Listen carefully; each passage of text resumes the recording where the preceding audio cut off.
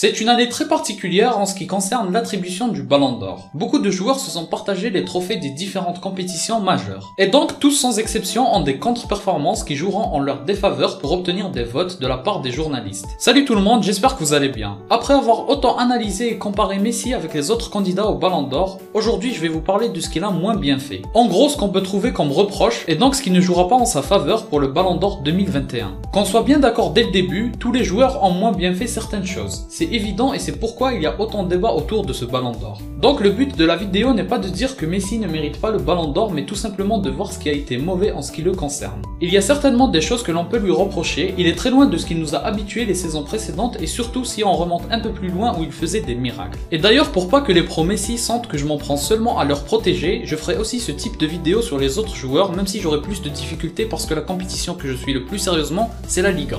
Mais ne vous inquiétez pas, ça risque d'arriver sur Ronaldo, Lewandowski et certainement d'autres. Bref, même s'il y aura surtout du négatif à propos de Messi dans cette vidéo, c'est normal, c'est le sujet de la vidéo. Il ne faut pas retenir que ça, tout ce qu'il a fait de bien, je l'ai déjà souvent cité dans d'autres vidéos, donc c'est pas la peine de venir dire en commentaire anti-Messi ou ce genre de truc. Et dans l'autre sens, je pourrais même faire non pas des reproches, mais plutôt des éloges qui peuvent faire obtenir le Ballon d'Or à des joueurs. Dans le cas de Messi, les coups francs, les records, etc. Mais comme d'habitude, avant d'entrer dans les détails, je répare la question posée dans la précédente vidéo, à savoir les 3 joueurs qui ont joué pour le Real et pour le Barça. Pour ma part, je vais vous citer Samuel Eto'o, Luis Figo et Ronaldo le Brésilien. Pour la question du jour, ça va être combien de Coupes d'Afrique a remporté Samuel Eto'o, légende du football africain. Alors qu'en premier reproche, le très mauvais début de saison du Barça. Le Barça a fait un début de saison quasi catastrophique, qui a permis à ses deux concurrents directs de prendre pas mal d'avance et notamment l'Atlético Madrid, et le lien que ça a avec Messi, rappelez-vous, c'était suite aux hésitations de Messi par rapport au fait de quitter le club. Ça avait fait peur à pas mal de supporters barcelonais et c'est normal, et je pense que ça a atteint les joueurs aussi.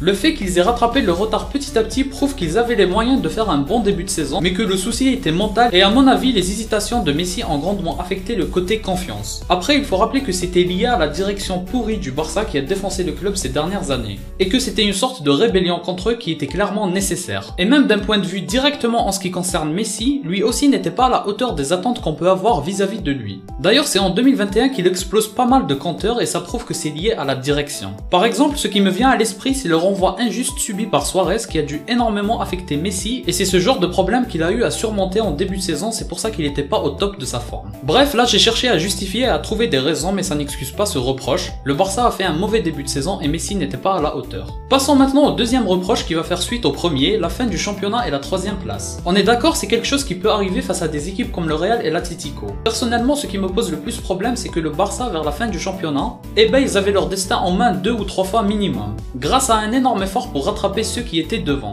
Et le fait que ce soit fini en flop de cette façon à la 3e place, il me semble que la première déception c'était face à Grenade et ça s'est enchaîné derrière au point de douter s'ils allaient réussir à garder la 3e place vu que Séville juste derrière était sur un très bon rythme. Et la cause de ce genre de contre-performance c'est qu'il y avait un manque d'envie collectif et c'est au capitaine de motiver ses troupes parce qu'ils ont perdu énormément de points face à des équipes faibles de la Liga et c'est pour ça qu'on peut reprocher à Messi en tant que capitaine et l'un des plus anciens de l'équipe cette gestion là. Certes dans le jeu il faisait le nécessaire, j'avais même le seum parfois quand je voyais les buts improbables qu'il réussissait à mettre vu que je suis pour le Real. Mais il n'a pas réussi à faire gagner le Barça tout seul et le seul moyen d'y remédier c'était de faire bouger ses coéquipiers parce que clairement défensivement il y avait de gros problèmes. Bref, en deuxième reproche, la fin du championnat et la 3e place. Troisième reproche, le carton rouge en Supercoupe d'Espagne. Ça a été un énorme coup dur. C'était le tout premier carton rouge de Messi avec Barcelone et fort probablement l'unique avec Barcelone. C'est un fait historique dans le sens négatif pour Messi et qui peut avoir des répercussions au niveau du Ballon d'Or. Et le plus mauvais dans tout ça, c'est le geste qui va avec. C'était un geste de frustration, une gifle il me semble, et c'est ce qui lui a fait obtenir ce carton rouge. Après, c'était juste avant la fin du match, donc ça n'a pas eu d'incidence sur le score. Mais ça reste quelque chose de grave et ça mérite un reproche. Sachant également que ça pouvait l'empêcher de jouer la Copa del Rey et il a même manqué des matchs de la Liga, je sais plus combien exactement.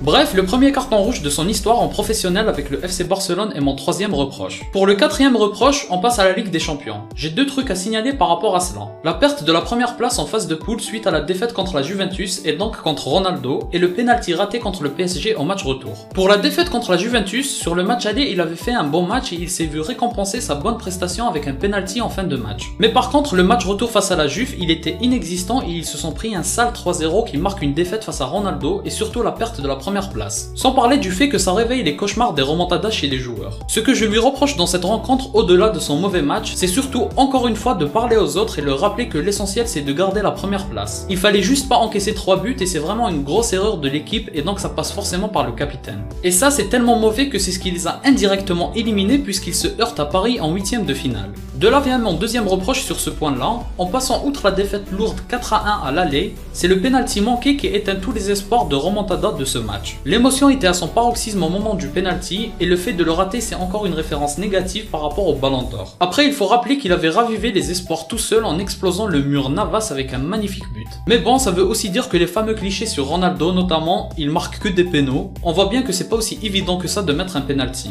Bref, on peut résumer ce reproche là en disant la performance moyenne en Ligue des Champions face au gros. Et ça me sert de transition pour terminer avec le 5ème reproche, le manque de présence et de bonnes performances face aux fortes équipes. En gros ce que je veux dire, il n'est pas assez décisif face aux grosses équipes, donc par exemple le Brésil en Copa, le Real et l'Atlético en Liga, la Juve et le PSG en Ligue des Champions, mais je veux apporter de la nuance à mes propos. Par exemple le match face au PSG, le match retour, pour moi il a bien joué et il a même mis un but, donc il a réalisé une bonne prestation en soi. Et c'est pour ça qu'il y a forcément des exceptions. Les matchs face à l'Atlético aussi, il les a réussi, c'était assez correct mais rien d'exceptionnel non plus. Par contre les matchs face à la Juve, le Real, le Brésil, c'était en dessous de la moyenne quand même. Et pour le grand joueur qu'il est, le fait que ça arrive assez régulièrement c'est quand même dérangeant, d'où le fait que ce soit un reproche. Voilà donc les reproches que j'ai à faire à Messi. Évidemment ils sont tous liés de près à l'équipe avec qui il joue, mais forcément il en fait partie donc il est aussi concerné. Et comme je l'ai dit au début, le but ce n'est pas de le rabaisser ou de dénigrer ce qu'il a fait, c'est tout simplement de parler de ce qui peut être considéré comme un échec ou une contre-performance durant la saison qui s'est écoulée et d'estimer si ça peut lui faire perdre le Ballon d'Or. Bien sûr ma réponse c'est non, ça ne lui fera pas perdre le Ballon d'Or parce qu'il y a tout autant de choses à reprocher aux autres joueurs voire plus. Et également à ne pas oublier, il faut surtout voir ce qui a été fait de bien. Et Messi fait partie des meilleurs en ce qui concerne les bonnes performances et c'est lui qui répond le mieux aux critères du Ballon d'Or. J'espère que la vidéo vous a plu, dites-moi en commentaire si j'ai oublié un reproche très important, ce sera un plaisir d'échanger avec vous. Laissez un like et abonnez-vous si vous avez aimé, ça m'aide énormément et ça me motive à continuer ce rythme d'une vidéo par jour. Suivez-moi sur les réseaux si ça vous intéresse, moi je vous dis à la prochaine, portez-vous bien.